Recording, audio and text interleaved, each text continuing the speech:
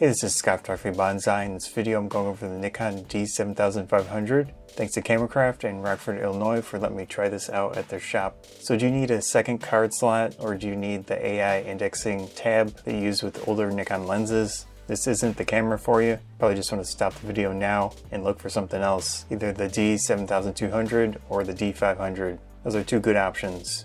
Otherwise, if you don't need those two features, I do think this is a solid option as well for various reasons, so we'll get to those in this video. The D7000 line has various aspects to it that are very similar throughout every camera in that line. I have a D750 and D600 that have similar properties to this camera. The U1 and U2 custom modes on the mode dial are very nice to use. Quick access to custom settings that you set up. The quick SD card format with a double button press, very nice to have. I used it before an outing on most of my cards, and it's helpful to have on the camera. Of course, you do have the dual adjustment dials, top settings screen, and the pop-up flash, pretty standard features on most cameras. This camera is pretty standard with ports. One standout, I guess you could say, is the headphone port. Also has a mic port, of course, USB, HDMI, and the external shutter release. Generally speaking, this camera is very quick, has a nice autofocus system similar to the D750, does have a high resolution metering sensor, so that's good with 3D tracking.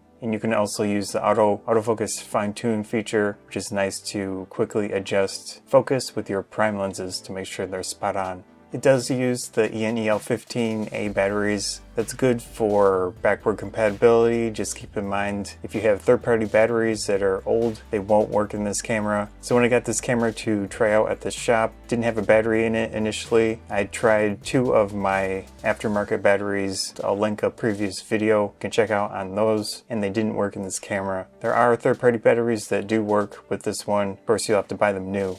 Ergonomics are what you would expect from a D7000 series camera. There are a few differences though. So an interesting aspect of this viewfinder is above it you have a sensor for noticing if your face is to the camera. Now I use my left eye to look through viewfinders. It's a nice feature because with the touch screen you might be touching the screen while your face is up to the camera. It's nice in a situation like this where that sensor will turn off the screen. The viewfinder is Nikon's lower end design. It isn't the circular type. They did move the ISO button near the shutter. I think that's a good spot for it. That way you can probably do one-handed changes of ISO along with the aperture and shutter speed when you're in manual mode. So it's really nice to have it up there instead of down on the side by the LCD screen. So this camera does have a tilting screen. Nice to have. It isn't fully articulating, but you do get vertical adjustments. It is a touch screen. That means you can do touch to focus in live view. Of course, Nikon's autofocus in live view isn't ideal, but it's good enough for many situations.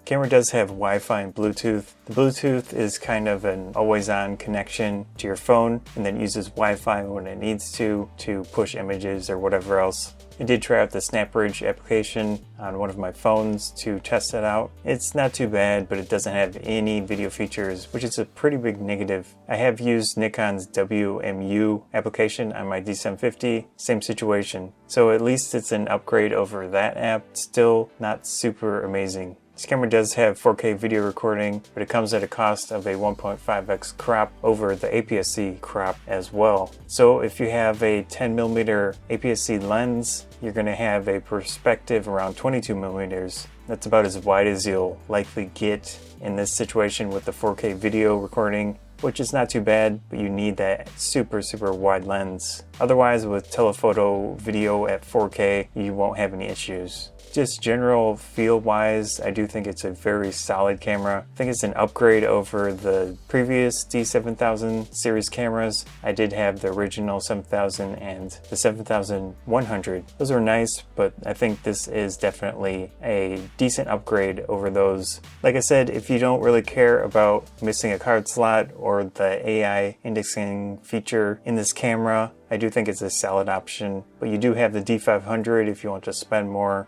or you could just go down the line, maybe even a D5000 series, or find a used earlier 7000 series camera. Those are good options as well. So that said, not too bad. I personally wouldn't go for this camera, but I do think it is a solid option for someone trying to get more functionality, get more control in a camera compared to the super entry-level DSLRs. So that's about it with the D7500 that I have to say. Again, thanks to Camcraft in Rockford, Illinois for letting me try this out at their shop.